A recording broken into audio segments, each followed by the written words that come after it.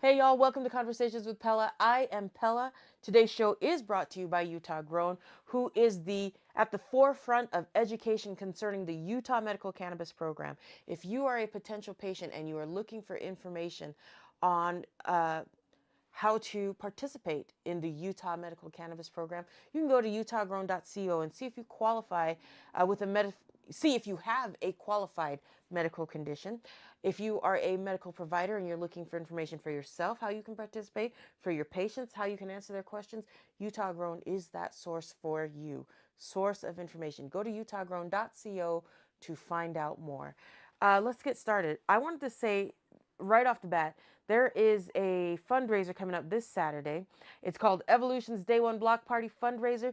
They are collecting school supplies, backpacks, uh, pencils, crayons, markers, anything that helps children go back to school, because they always have an event at the end of the summer to get kids ready, um, to be ready for education. And this block party is happening at 1531 South, 300 West in Salt Lake City. This is a block party happening Saturday, July 18th from 11 a.m. to 7 p.m.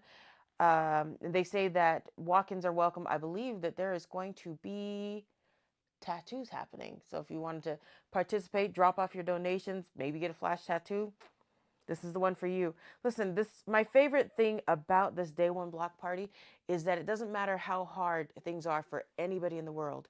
They are going to go out and do the work. They are going to find a way to support people in need. And they have done this so many times, especially with getting kids ready for school. So I know where I'm going to be on Saturday. It's going to be at the Evolution Day One Block Party Fundraiser. Again, July 18th, 11 a.m. to 7 p.m. Bring your donations to 1531 South, 300 West in Salt Lake City. If you have questions about that, message me and I'll find the information for you. Okay, let us get started. Saucy Santana. I love Saucy Santana. I don't think he's everybody's cup of tea, but if you hear his music and you need something to get you going, especially on like a cardio day, I'm at that age where the music has to motivate me to exercise. Saucy Santana will get you every time. He's always got something that'll keep you bumping all the way through your workout. So Saucy's putting out a song on Friday, and it's called Quiet on the Creek. Quiet on the creek, quiet on the creek. And basically, it's like be calm, calm down, listen a little bit closer. And here's the thing, Saucy's going to say quiet on the creek. Everybody's going to start using quiet on the creek like they have been saying it their whole lives, because that's how trends go. We pick them up, we make them ours, and we run off with them. And then within the next week or so, somebody is going to ruin it, but it's still going to be around.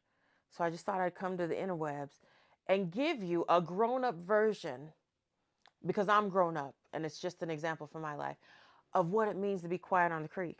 Have you ever gone fishing? I'm not good at fishing. I like ocean fishing because I don't have to be quiet. Have you ever gone hunting? I'm not good at hunting. I like to rustle around in the leaves.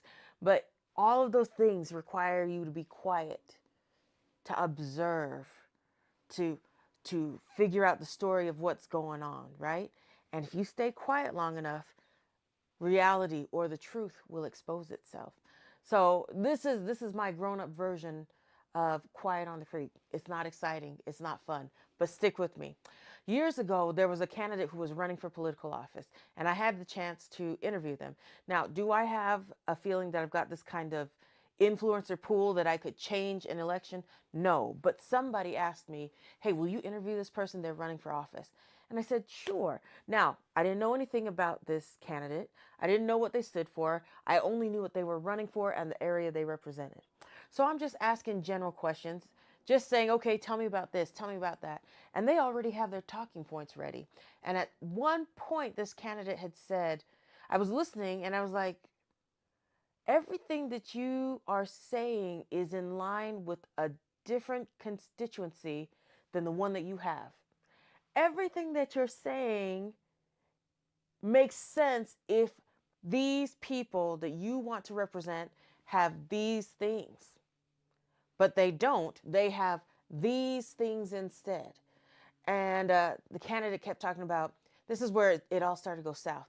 The candidate said something to me about creating all of these outreach programs, or not necessarily outreach, but programs that created resources for people in the community, resources to help them do this, that, and the third. And I said, how are you going to let people know that you've created these programs? And the candidate said something along the lines of, it's up to people to really look for the resources that they need. And I said, but how are you going to let them know? Because at this point now I'm just listening just because I'm listening. It's not so much I'm listening because I'm not trying to direct the conversation anywhere. I just thought, if you're creating all of these things, how are you going to let people know that you've created these resources that they can take advantage of? And that candidate kept saying, well, it's up to people to go and look for the resources they need. Well, then why did you create the program and then not have a desire or a plan to tell anybody about it? That's all I was talking about. Are you going to tell somebody? Do you have a way of speaking to your constituents? And keep in mind, this was years back. And as you know, the landscape of social media changes every single day. It does not look the same from day to day. So at that time, they could have just said, "Oh, well, I'm gonna say something on this platform," or "I'm gonna get the word out by," but they didn't. They didn't have a plan. And as soon as I realized, you want the office, but you don't want the responsibility of serving the people, then the entire conversation started to fall apart.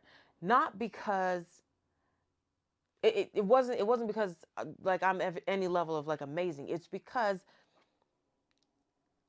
the longer I just sat there and waited for the answer and kept coming back to this simple answer, just being quiet, quiet at the creek, the more this person exposed themselves as not having a plan, not being for the people, but wanting the people to go up for them.